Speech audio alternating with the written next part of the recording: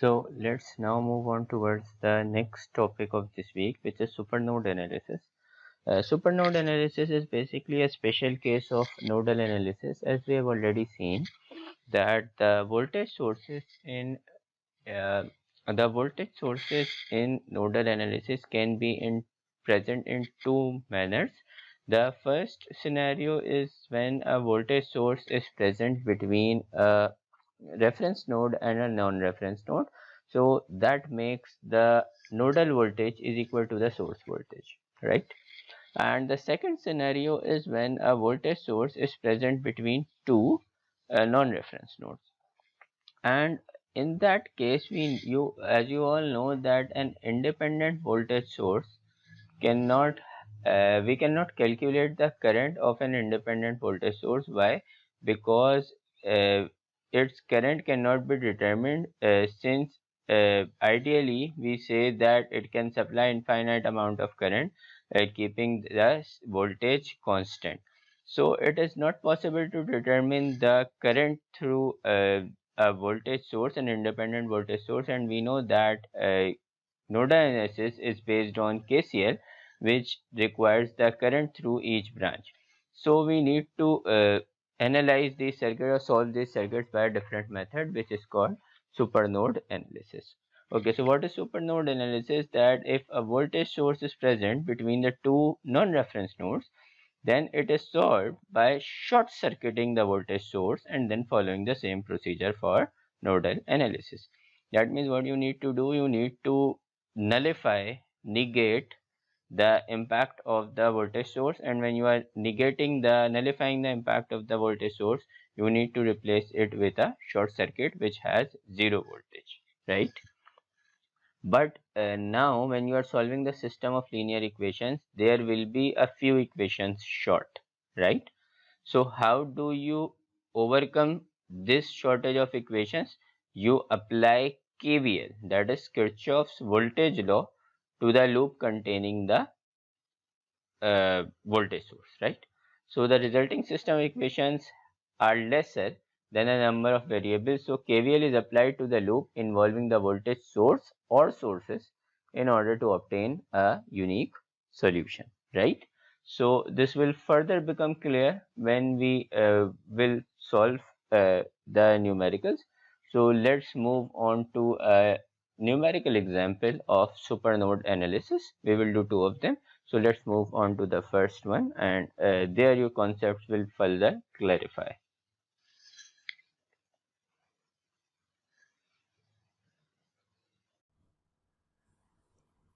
So we have a question of supernode analysis.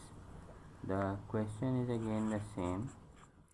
Solve the given circuit using nodal analysis technique.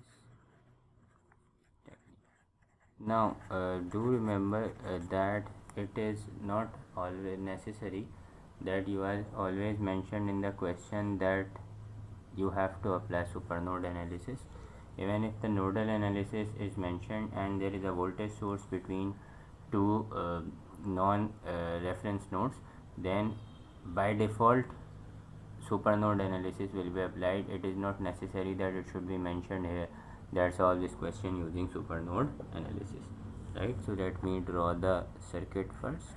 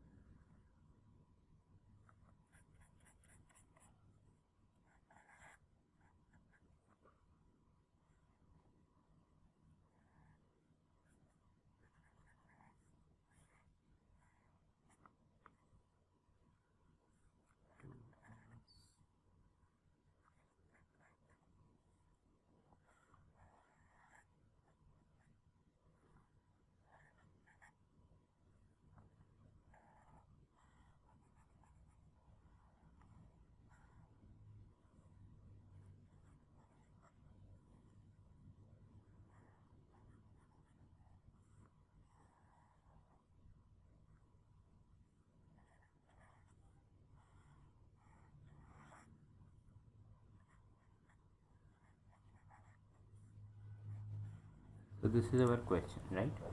Now you can easily see that there is a voltage source present in our question, right?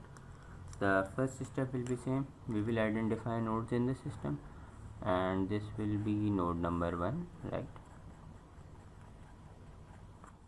Let's assign it voltage as V1. This will be node number 2, so let's assign it voltage as V2, and this will be node number 3, and its voltage will be V3, and since we are taking this node as reference node, so its voltage will be 0 volts, right? Now the important thing people need to see is that it is evident that there is a voltage source present, an independent voltage source present, right? And this voltage source is present between two non-reference nodes, between node 1 and node 2, right? Between node 1 and node 2. So that makes the case of a supernode, right? That makes the case of a supernode. And how do we solve this supernode? We need to short circuit this voltage source. We first need to negate the effect of this voltage source, and we know that voltage is 0 in case of a short circuit, right? That means we need to short circuit this path, right? So let's redraw the circuit. You can write redrawing the circuit by short circuiting the voltage source, right? Now just have a look at this. This will be 2 amperes, no issue in this. 2 ohms. This path will be short circuited, right?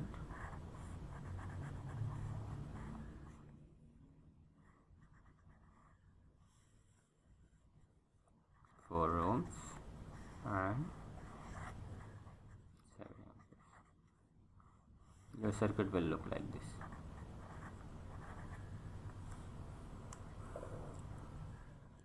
Here you can see now that we have a 10 ohm resistance in parallel to a short circuit path. We know that the resistance of a short circuit is 0 ohms. This path has a resistance of 0 ohms. So what do you think? Will any current pass through the 10 ohm resistance? Because let's say this is our still node number 1. Let me right, this is still voltage V1, this is still voltage V2, right? Now there are two paths available for the flow of current from node 1 to node 2. The first path provides 0 resistance, whereas the second path has a resistance of 10 ohms. Let's take the analogy of this. We want to go from, let's say, the LEJ campus of an university to the main campus, and we have two different options available. The first option, let's name it as option A. Its road is very smooth and there is no traffic on the road, right? And then we have the second option, let's name it as option B, in which the road is very rough, there is pretty much traffic on the road. Which option are you likely to take, the smoother one or the rougher one? Of course you will say that we will want to go to the through the smoother one, right? The same analogy is applied to electrical circuits. When the current will start moving from node 1 to node 2, it will have two paths. The one is the smooth path with a zero resistance. It is not causing any hindrance in the flow of current. The other one is has a resistance of 10 ohms. It is causing hindrance. So which path will the current flow? All the current will be flow through this short circuit path. There is no current between this path. There is no significance of this path. Whenever an open circuit whenever a short circuit path has a parallel resistance, that parallel resistance is of no use, right? That parallel resistance is of no use. Why? Because all the current will flow through the short circuit path. Always remember it. We can also solve it mathematically, right? We know that for parallel resistances we have R1 R2 divided by R1 plus R2, right? We have R1 R2, R1 as 10 multiplied by 0 divided by 10 plus 0. So its answer will be 0 ohms. The equivalent resistance is always 0 because all of the current will be flowing through this short circuited path. Understand? Always remember it, right? So our circuit will be like this. We have our 2 ampere source,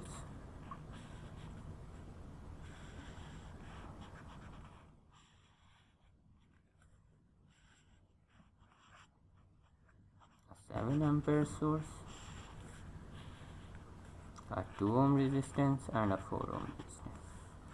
Now one important thing that you people should remember, right? One important thing that you should always remember is that the voltages are not changed here.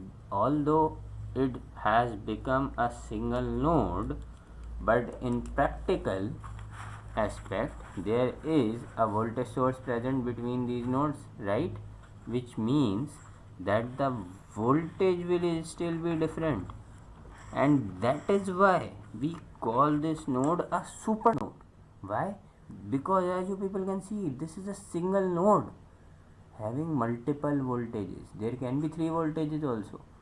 This is a single node having multiple voltages. That is why it is called a supernode. Understand? So now what we need to do is apply KCL to the supernode, and when we apply KCL to the supernode, we can see that 2 ampere current is entering, and let's assign this current as I1, symbol I1, and this one as I2, right? So we can say that this is a complete single node with different voltages. This node is a single node, right? The voltages are different, and that is why we are calling it as supernode, because it is a one node with 2 voltages, right? Understand? So 2 ampere current is entering, its sign will be +2 minus I1 minus I2 plus minus 7 is equal to 0, right? So it will become I1 plus I2 is equal to minus 5, I think. I1 plus I2 is equal to minus 5, yes. How much will be I1? V1 divided by 2, right? This is your reference node. This is the reference node. So I1 will be V1 minus 0 divided by 2 here. V1 minus 0 divided by 2. V1 divided by 2 plus how much will be I2? V2 divided by 4 is equal to minus 5. So this is your equation number 1. Now you can see that although you have two variables V1 and V2, but the resulting system of equation contains only one equation. The resulting system contains only one equation. That means you are one equation short. Basically, the number of voltage sources you have negated, you will be that number short in the equation. If you had 2 or 3 voltage sources forming the supernode, then you will be 2 to 3 equations short. And how can you find the equation? Now this is a bit tricky, so please focus on it. The question says, or the method says rather, what the method says is to apply KVL to the loop involving the voltage source. Apply KVL to the loop involving the voltage source.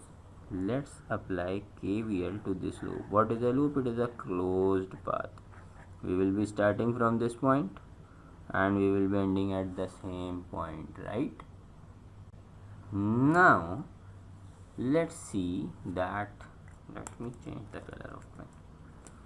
When we are moving from this point to this point, right?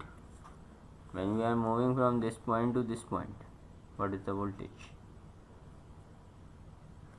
Previously, when we were moving from V1 to V0, the voltage was V1 minus 0.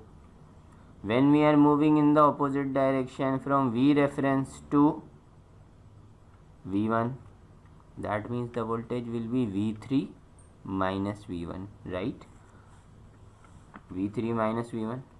Then we will be moving at this point. Here there is a voltage source minus 2 volts. It is entering the negative terminal, so it will be minus 2 volts.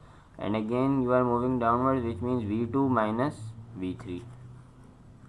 So what you need to do is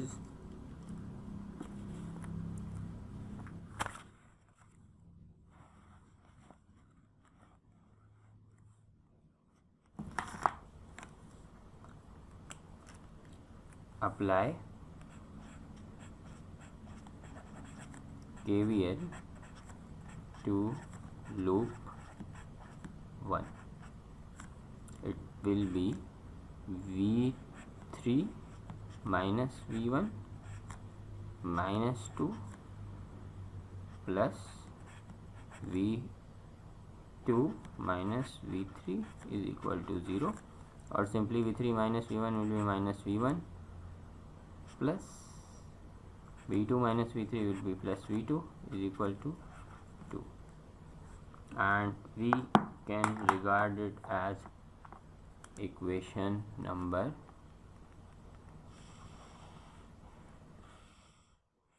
2. This is our equation number 2. Now what when we have done, I am repeating it again, right? We had this loop as loop number 1. Now we were supposed to apply KVL. Any direction we can choose, whether positive or negative. So let's start in clockwise direction, and let's start from this point. The first voltage that we encounter is the voltage across the 2 ohm resistance, right? And since we are moving in upward direction now, so we will be taking the difference of current V3 minus voltage is V3 minus V1. V3 is 0, so it will become minus V1, right? Then we have a voltage of 2 ohms across this branch, across the source, of course, minus 2. Why? Because it is entering the negative terminal. And then we have V2 minus V3, which is 0, right? So this forms equation number 2. A thumb rule of writing this equation, which is valid most of the times, is to see the polarities of the voltage source. Negative terminal is connected with which node? V1, right? And positive terminal is connected to which node? V2. That means minus V1. Why minus? Because negative terminal is connected to V1. Plus V2. Why? Plus because the positive terminal is connected to node 2, is equal to the magnitude. I am repeating, the magnitude of this voltage source. right? Minus V1 plus V2 is equal to the magnitude, positive sign of this voltage source, right? And you can see that since now we have two equations, so we can solve them linearly. And here let me write also solving equation 1 and 2 will give the nodal voltage, right? Solving equation 1 and 2 in this case will give us the nodal voltages, so you can solve them by yourself in the calculator, right? So I hope this question is clear, and we will be moving on towards one more question of the same topic, that is supernode analysis.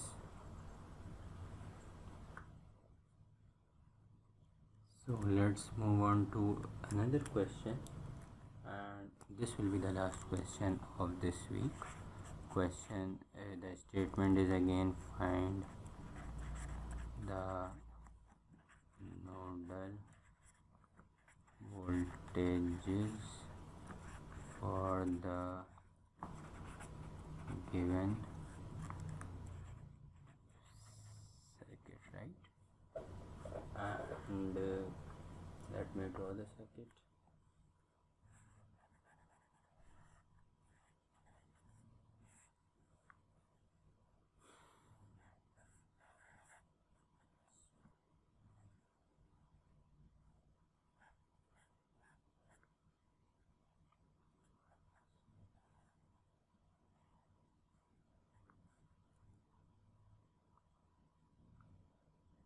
Okay, let's leave out this question.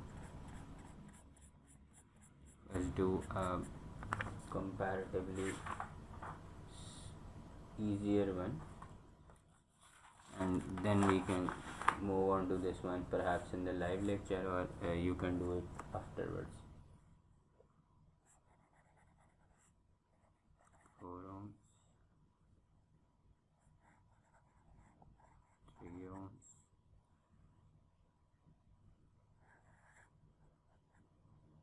3 volts,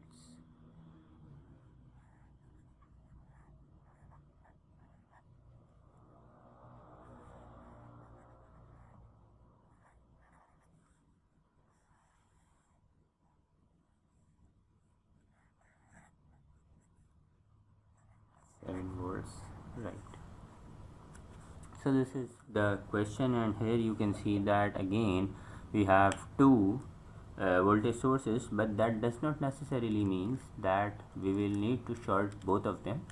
So let's start step by step and see how can we solve this question. So the first step again is to assign nodes to the system. This is node 1 and we are assigning it as voltage none, V1. This is node number 2, and due to the short circuit this complete branch can be treated as node number 3 with a voltage of V3, right? And of course this will be our reference node, and its voltage will be considered as 0 volts. Clear? Now you can see that out of two voltage sources, one voltage source lies between a non-reference node and the reference node, right? So this means that this source voltage will become equal to the node voltage, so it will be 7 volts. V1 is equal to 7 volts, right? And the second voltage source, that is between two non-reference nodes, here we need to form a supernode, right? So replacing the 3 volt source with a short circuit, right? So our circuit figure will be like 7 volts, 4 ohms, 3 ohms, short circuit 2 ohms and 6 ohms, right? Now here you can see that one node is as usual, which is V1 is equal to 7 volts. Then we have a supernode, right? This is a single node with different voltages. At this point we have voltage V2, and at this point, let me change the color. At this point we have voltage V2, and at this point we have voltage V3, right? So now the next thing you need to do is apply KCL to the supernode, okay? And once you apply KCL to the supernode, you can see that one current is entering here. Let's name it as I1, I2, I3 and I4. Any confusion? I hope there will be no confusion. So now we have I1 current approaching the node. Remember that this is a supernode and it will be treated as a single node with multiple voltages, right? So I1 current is approaching the node, so it will be treated as plus I1, right? Then we have I2 leaving, so it will be treated as minus I2, and then we have I3 leaving, so it will be treated as minus I3. I4 is also leaving, so it will be treated as minus I4 is equal to 0. Now talking about I1, I1 is flowing from V1, which is 7 volts, to V2, right? So it will be 7 minus V2 divided by the resistance, which is 4 ohms, right? 7 minus V2 divided by resistance, which is 4 ohms, minus, now talking about I2, V2 minus 0 divided by 3, that makes V2 upon 3. Talking about I3, V3 minus 0 divided by 2, minus V3 minus 0 divided by 2, and I4 will be V3 minus 0 divided by 6, minus V3 upon 6 is equal to 0, right? So that will make V2 divided by 4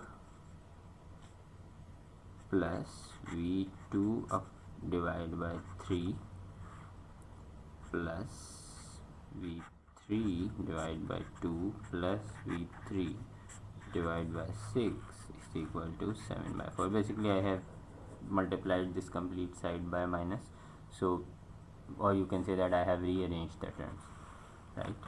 So that makes V2 1 upon 4 plus 1 upon 3 plus V3 1 upon 2 plus 1 upon 6 is equal to 7 by 4, right? And this can be treated as equation 1, okay? Now coming towards the KVL part, because we can see that we have V2 and V3, two variables and just a single equation, and therefore we are one equation short. And why we are one equation short? Because we short circuited one voltage source. So what we need to do is we need to apply KVL in, again let's say, clockwise manner, and let's name this loop as loop number 1. When we apply KVL to loop number 1, the first thing we need to do is calculate the voltage across the 3 ohm resistor, which comes out to be V reference minus V2, right? V reference minus V2, right? minus 3 volts, okay, plus V3 minus V reference, that means minus V2 minus 3 plus V3, or you can say that negative sign is connected to which node, minus node 2, so it will be minus, positive sign is connected to V3, right? So we can say that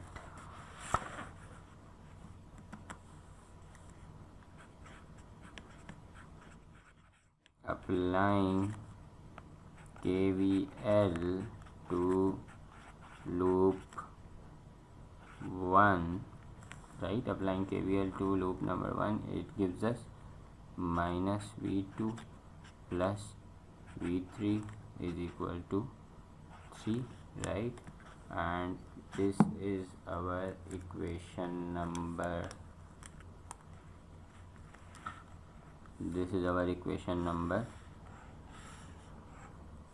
2, and we know that solving equation 1 and 2 will give us the nodal voltages.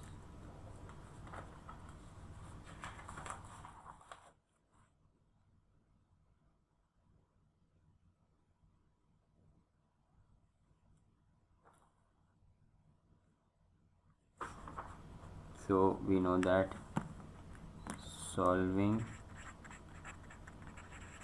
equation 1 and 2 will